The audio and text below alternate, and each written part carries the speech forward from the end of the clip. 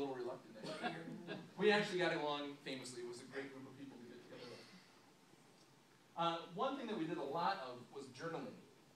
They actually kept us very busy all the time, but they would make us sit down and write things down, and to remember all the details. It's hard to remember everything that happens in a daily life.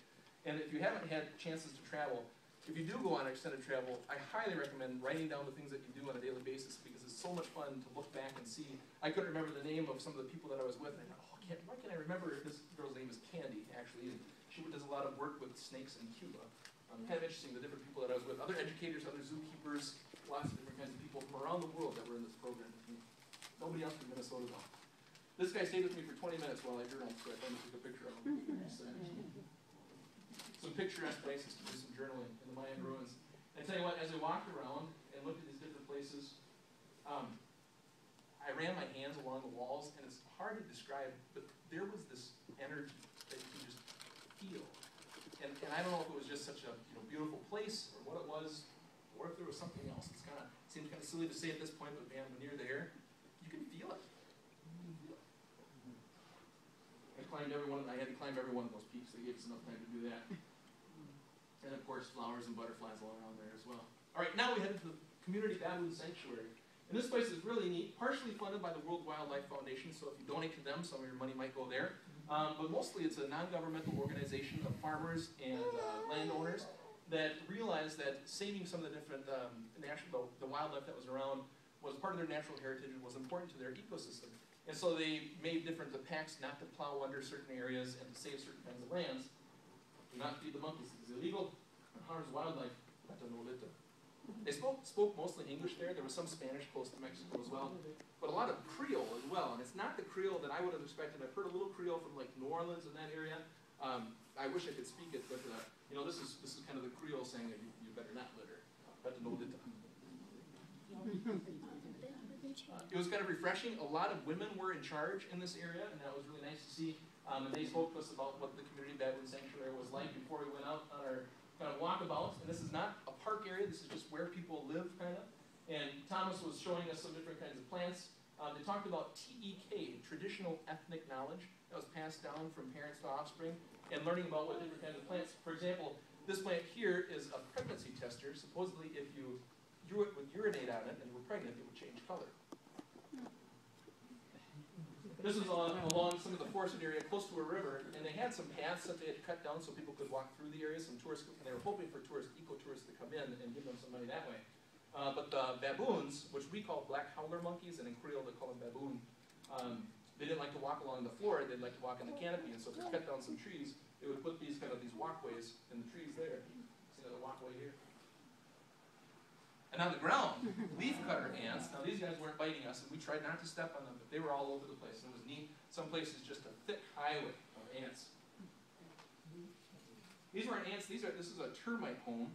And someone said, I heard you can eat termites. And Thomas says, oh, absolutely, absolutely. You're starving out in the wild. You can eat some termites, yes. And he said, well, how do you do it? And he says, well, like this. And he breaks it open, sticks his finger on there, and some termites come out. He goes, you try it.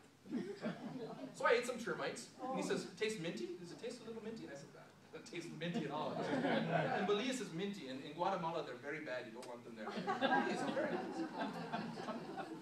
So he's talking about, here's some more traditional ethnic knowledge. He found a little hive of army ants, and he kicked away some of the bark where they were at.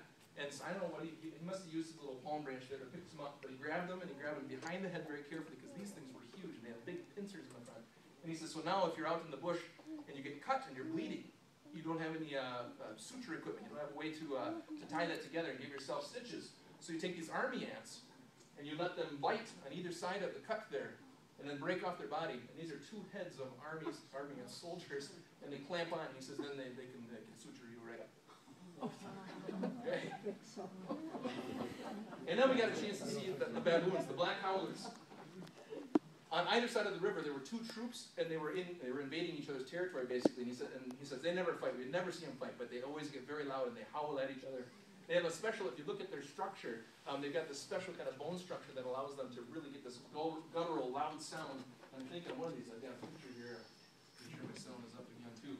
Or a sound. This guy's looking right at you.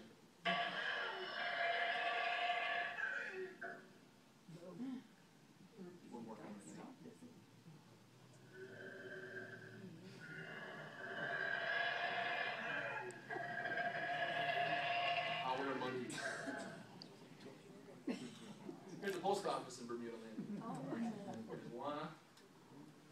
find myself talking too long. I think I need to try to move through these a little bit faster here for you.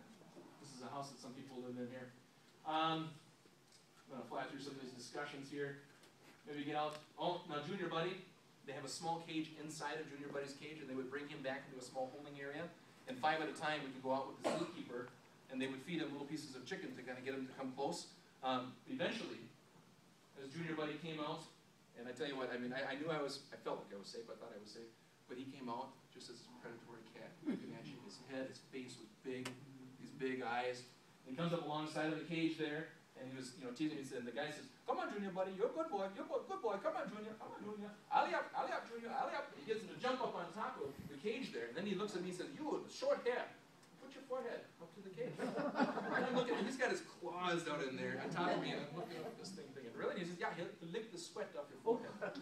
And the lady said, "Well, why not me?" And he says, "Because you're too long a hair, you'll pull the hair right up, and no problem. So with the short hair, go ahead."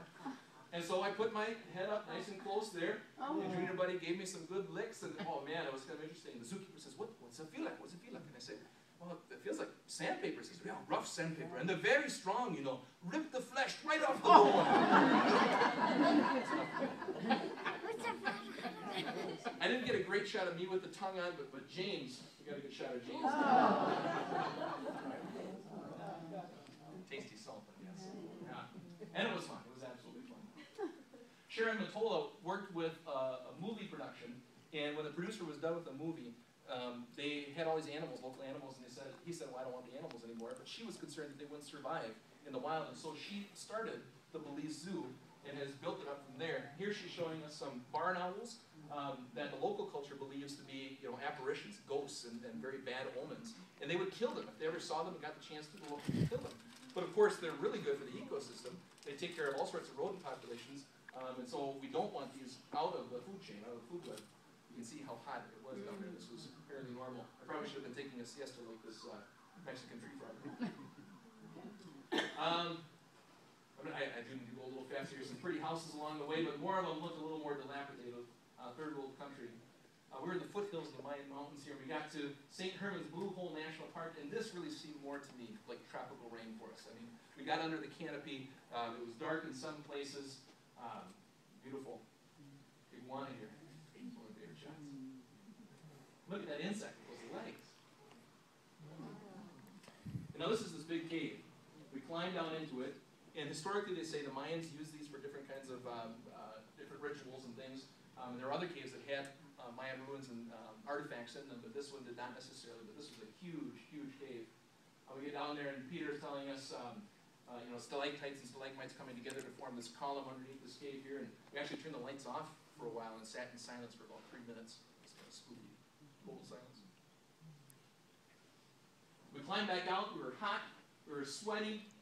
We were still appreciating the nature of the natural beauty. But eventually, they said, "Well, hey, we've got a treat for you. We're going to a blue hole." And actually, if you know anything about Belize, there are 2 blue holes. One is this huge sinkhole out in the islands, out in the Keys, that people love to scuba dive. It's kind of a world destination for scuba divers. This is inland, the Blue Hole National Park, not nearly as big, but I tell you, it was awfully refreshing. Cold water. Some said it was spring-fed, some said it was fed by an underground river, but they did let us jump in. And I tell you what, in a hot, hot day, when we were sweating for 3 days straight, it was nice to get cooled off. Absolutely. Back on the bus, we went to Dangriga, which was a coastal city. I'll fly through some of these homes here just to kind of see what it was like living there. These different homes along the way. We got closer to the city here. Well, here's an elementary school. Another elementary school.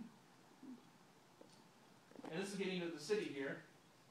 And from Dangriga, we jumped on the boats and headed out to the islands. Tobacco Key, that's spelled C-A-Y-E. If you ever see it, I always was saying K, and they said, no, it's Key. That's how we say it's Key.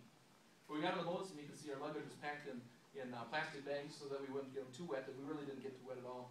About an hour boat ride with 2 big 85 horse motors on the back there, out to Tobacco Key, and this island was awesome. You could walk around the whole thing probably in about 10 minutes, so it was a small little island. I took my shoes off and kept them off for 2 days. This was a grad class though.